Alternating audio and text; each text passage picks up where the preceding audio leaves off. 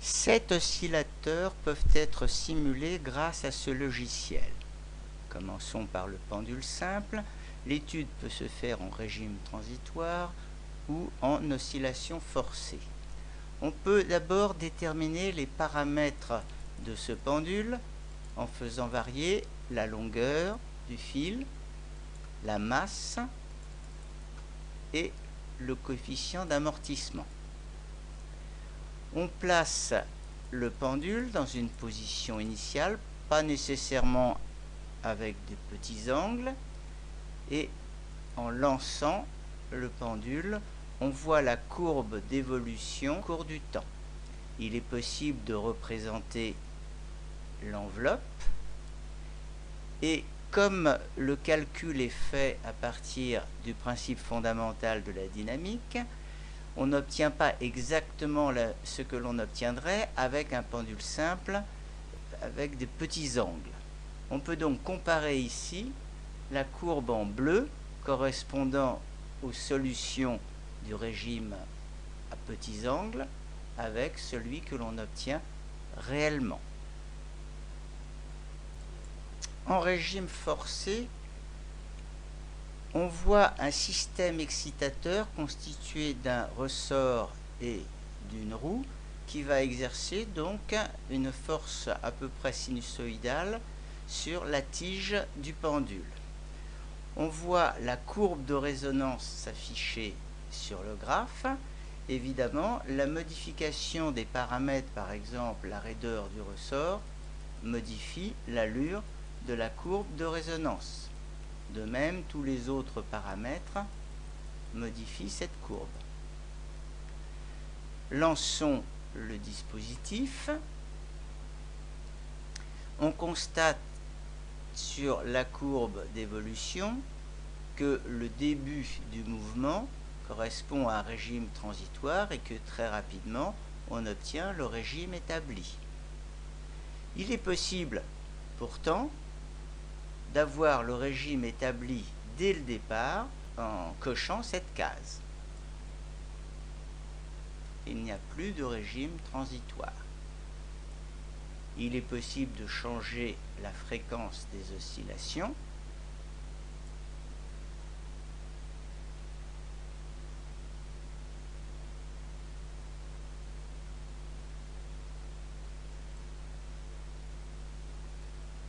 On peut se placer quasiment à la résonance.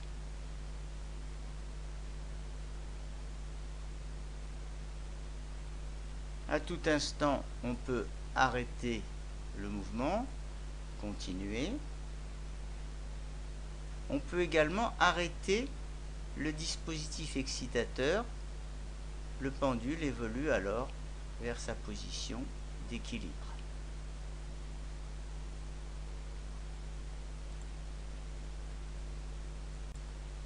À tout moment, on peut appuyer sur le bouton d'aide qui fera apparaître les explications correspondant à chacun de ces oscillateurs, avec quelques représentations également pour chacun des oscillateurs que nous allons observer maintenant.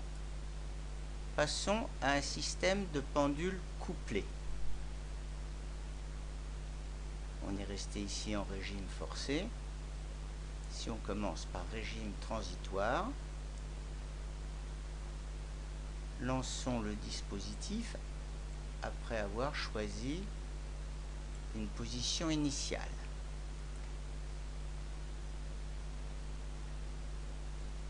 Le système évolue et on constate ici un phénomène de battement entre ces deux pendules grâce au ressort de couplage.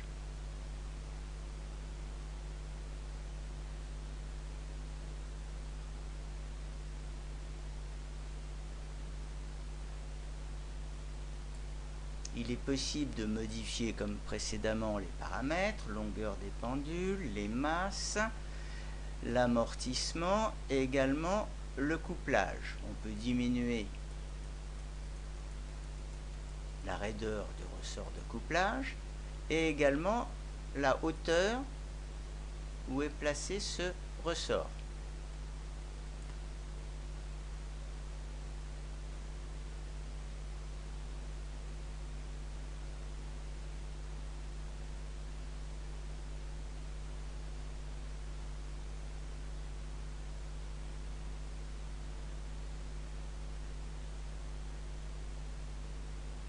Grâce aux deux boutons presse-papier, on peut mettre le diagramme des graphes dans un fichier, et pareil pour le dispositif.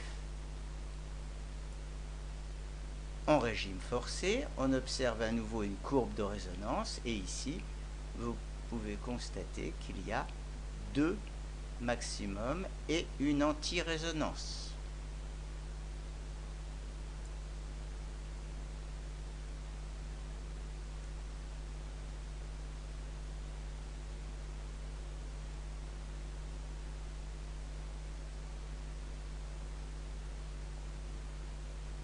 Comme précédemment, on peut changer la fréquence, on peut changer les paramètres.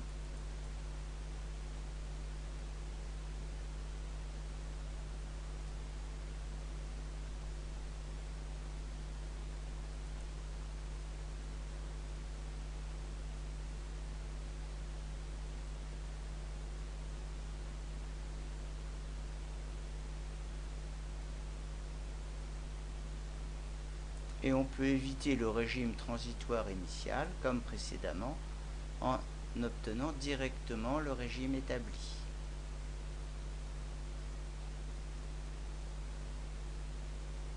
On a ici une anti-résonance pour le premier pendule de droite, et on constate qu'il ne bouge pratiquement pas. On peut également se mettre sur la deuxième résonance.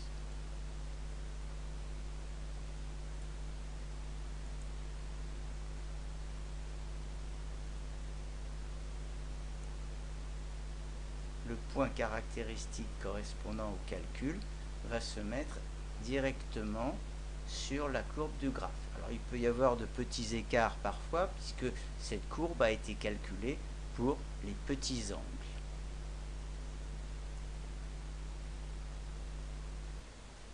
Ici, un pendule est accroché à un chariot, relié lui-même à un ressort.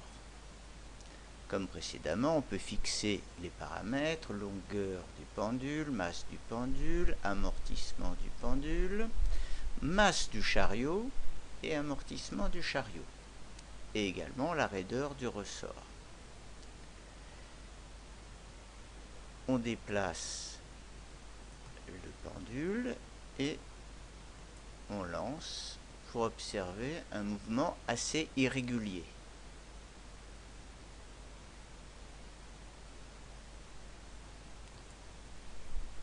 En diminuant la raideur du ressort, on peut même le supprimer.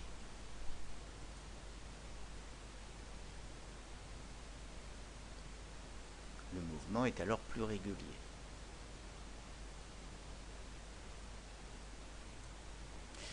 Nous étions ici en régime transitoire, mettons maintenant un régime forcé.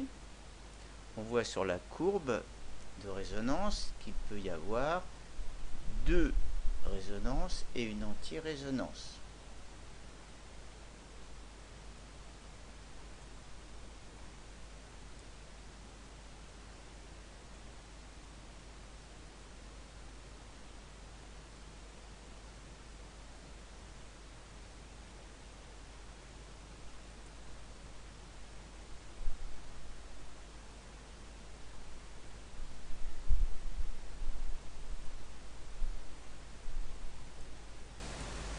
Travaillons maintenant avec un système de deux pendules où l'un d'entre eux est suspendu au premier. Mettons-nous en régime transitoire et positionnons les deux pendules de sorte à ce que, une fois lancés, ils puissent osciller.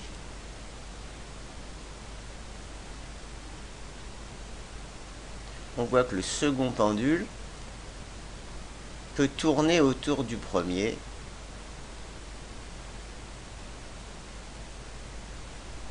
le mouvement est assez irrégulier, évidemment, on a envisagé ici des mouvements avec des angles qui ne sont pas petits.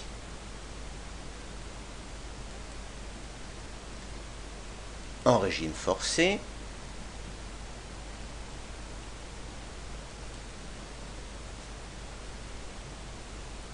on a encore une double résonance avec une anti-résonance.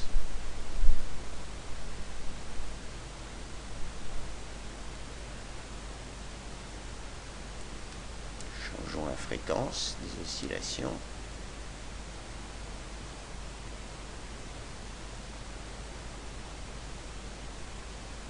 Un régime transitoire au début, puis on atteint assez rapidement un régime établi.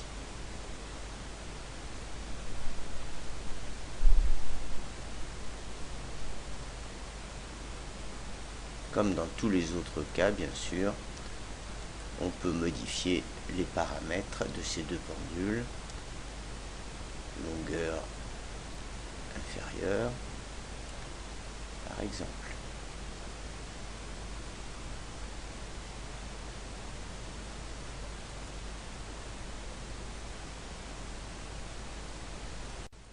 Le cinquième oscillateur est constitué d'une masse suspendue à un ressort. C'est donc un oscillateur extrêmement simple. Comme précédemment, on peut faire varier les paramètres, la masse et la raideur du ressort, et l'amortissement.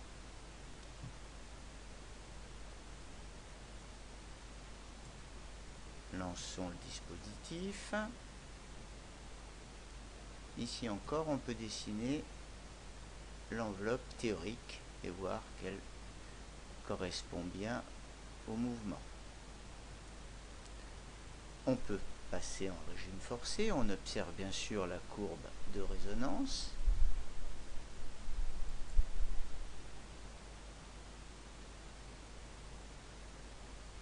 On a pu constater un régime transitoire au début et on atteint rapidement le régime établi. Il eût été possible de mettre directement le système en régime établi en cliquant sur la case cochée.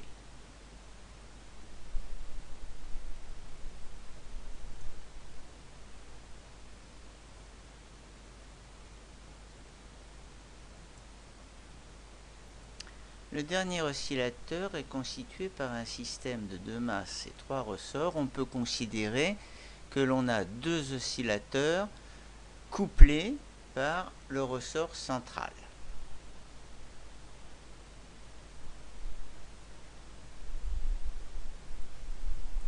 En fixant à la même valeur les 2 masses, on va observer en régime transitoire un phénomène de battement.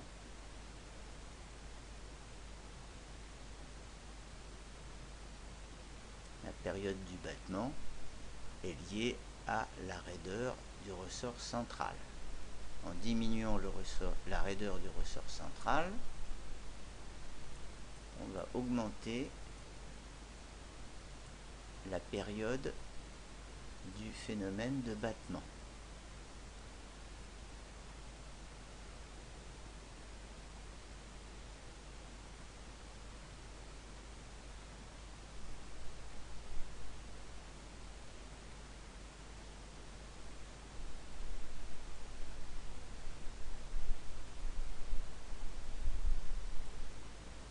En régime forcé, là encore, une courbe de résonance avec 2 maxima et une anti-résonance.